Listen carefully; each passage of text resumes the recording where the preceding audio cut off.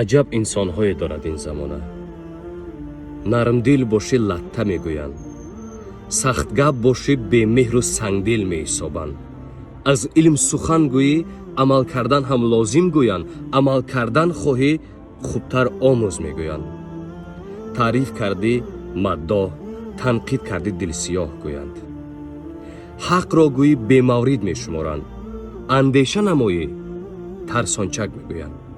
бой бошӣ аз ҳаром ёфт мегӯянд, камбағал бошӣ коргурез мехонанд.